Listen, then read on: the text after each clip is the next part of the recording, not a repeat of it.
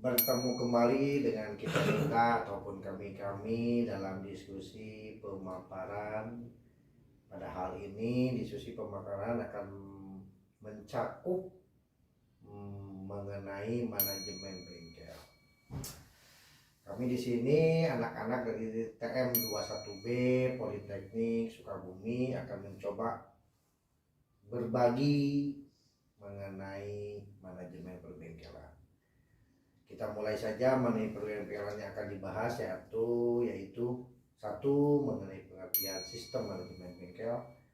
Yang kedua, hal-hal yang mencakup pengelolaan manajemen bengkel. Yang ketiga, apa saja pengelolaan fasilitas manajemen bengkel.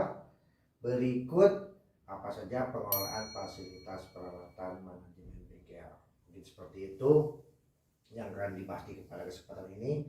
Mari kita lanjut ke sesi berikutnya, yakni pemaparan mengenai sistem manajemen bengkel yang akan diuraikan oleh saudara Nova. Silakan saudara Nova. Baik, sistem manajemen bengkel adalah proses yang perencanaan struktur di mana bengkel yang berkembang menggunakan metode yang tepat, termasuk untuk menggunakan data informasi pelanggan, informasi kendaraan, inspeksi kendaraan, dan kinerja karyawan. Sistem manajemen bengkel dapat berjalan baik dengan partisipasi aktif dari pemilik bengkel, pelanggan, teknisi, dan karyawan lainnya, sehingga dapat meningkatkan efisiensi kerja. Dalam sistem manajemen bengkel juga akan memberikan informasi pelanggan tentang tahapan atau pengembangan perbaikan melalui layar di ruang tunggu. Selain itu, dengan sistem juga akan membantu bengkel bekerja dalam standar waktu sesuai dengan yang sudah ditentukan. Fitur lain dalam sistem manajemen bengkel adalah reservasi atau pemesanan layanan yang dapat diajukan untuk pelanggan dan dapat dijadwalkan sesuai dengan itu. Mungkin itu yang dapat saya jelaskan tentang pengertian dan sistem manajemen bengkel. Mungkin selanjutnya. Ya, terima kasih saudara Nova atas pemaparannya. Mari kita berikut dilanjutkan dengan hal-hal yang mencakup pengelolaan bengkel yang akan dipaparkan oleh saudara Muhammad Rizky. Silakan.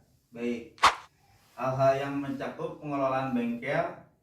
Pengelolaan bengkel cakupannya cukup luas, mulai dari masalah-masalah yang sifatnya rutin dan detail. Contohnya seperti kebersihan, ketertiban, keselamatan kerja, mekanisme kerja, tanggung jawab, dan lain-lain. Sampai pada masalah-masalah penting dan strategis, misal pengadaan fasilitas M dan R, pengembangan fasilitas, termasuk juga standar bahan ajar dan sebagainya.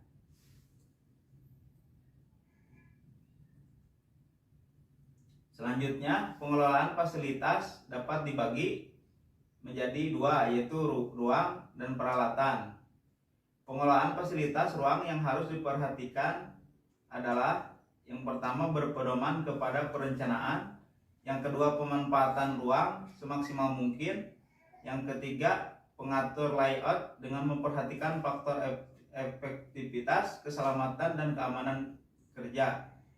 Penggolongan pekerjaan yang sejenis, yang keempat udara, penerangan, yang kelima limbah.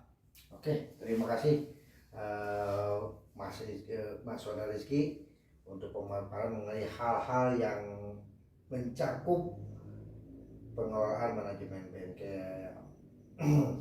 Selanjutnya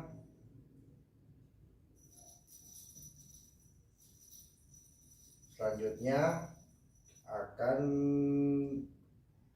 pembahasan mengenai fasilitas peralatan yang akan disampaikan oleh saudara Yunus. Ya baik, saya akan menerangkan pengelolaan fasilitas peralatan, yaitu ada beberapa poin. Informasi tentang kebutuhan peralatan dapat dilihat pada brosur. Kedua, inventaris. ketiga, sistem peminjaman atau ruang alat dan alat.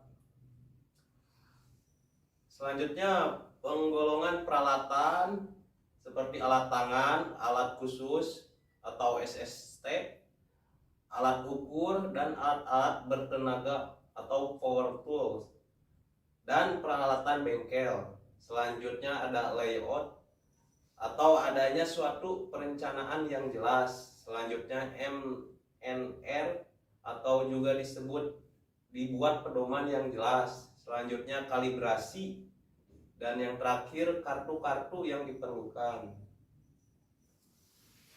Baik, begitu informasi mengenai pengelolaan fasilitas peralatan manajemen bengkel. Terima kasih untuk pemaparan mengenai fasilitas peralatan. Selanjutnya untuk uraian perencanaan bengkel dan langkah-langkah strategisnya akan dipaparkan oleh saudara Lutfi Habibi. Silakan saudara Lutfi. Di sini saya akan menjelaskan tentang perencanaan bengkel. Bengkel sebagai kegiatan akademik ditinjau dari segi pelaksanaannya, dan kegiatan profesional ditinjau dari segi profesinya. Maka pola pendekatan PBM-nya harus jelas karena tidak hanya bersifat transfer of knowledge, tetapi lebih besar pada transfer of skill.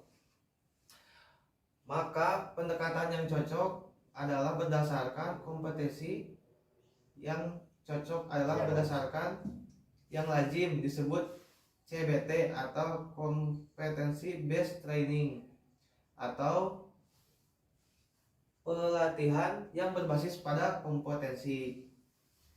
Untuk langkah-langkah strategis perencanaan bengkel harus memperhatikan hal-hal berikut. Yang pertama, kebutuhan atau tuntutan pasar, demand driven. Yang kedua, standar kompetensi yang harus dicapai. Yang ketiga, komponen pendukung pencapaian standar kompetensi. Hanya itu saja yang saya dapat sampaikan. Terima kasih kawan-kawan atas pemaparan mengenai sedikitlah pemaparan mengenai manajemen perbengkelan. Sebenarnya masih luas dan masih banyak yang harus didiskusikan hubungan dengan waktu yang terbatas. Untuk komen ataupun apapun silakan ditulis di kolom komen. Terima kasih atas waktu dan kesempatannya. Wassalamualaikum warahmatullahi wabarakatuh.